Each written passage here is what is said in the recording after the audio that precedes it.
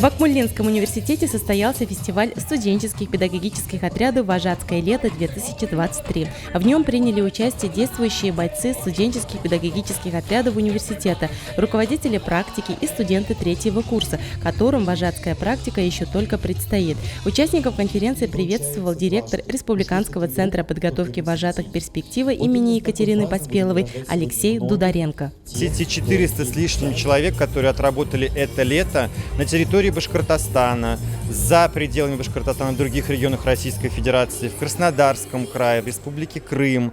Да, то есть вот эти все ребята, представители всех этих отрядов педагогических, они собрались сегодня в этом зале, чтобы рассказать, показать, чему они научились, прежде всего в творческой форме, потому что будет фестиваль творчества наших ребят на сцене, да, показать это все следующему потоку студентов, то есть нынешние ребята, которые только пойдут летом 2024 года работать вожатыми. Поэтому показать им это все, рассказать им об этом, настроить их на лето 2024.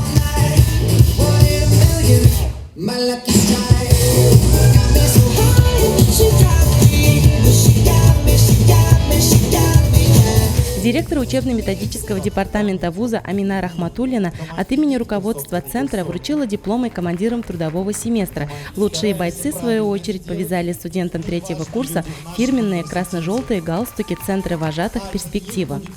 Был у пионеров такой девиз: «Будь готов, всегда готов».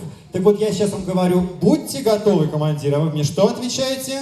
Всегда готовы! Да и вообще вожатые – это уникальные люди, они разносторонние, и от них иногда не ожидаешь, что они могут сделать. Действительно, эта вожатская практика дала мне большой опыт.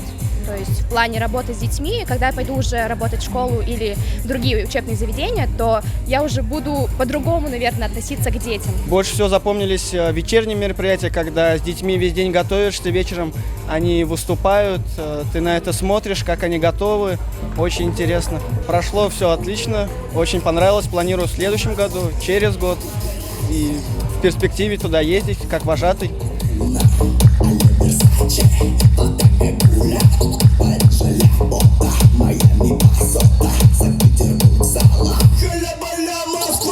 За труд и внимание, проявленные к детям, вожатые поблагодарили руководителей летних лагерей, где работали ребята, и представителей туристской фирмы «Крекс», много лет сотрудничающий с Центром подготовки вожатых.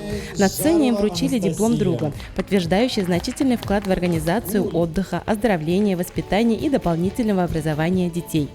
В наш лагерь едут практически 60% детей из года в год одни и те же. То есть это показатель того, что им нравится в этом лагере.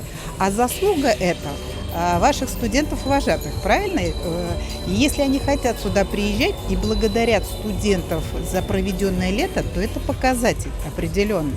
А благодарность и слова «спасибо» говорят не только дети, но и родители.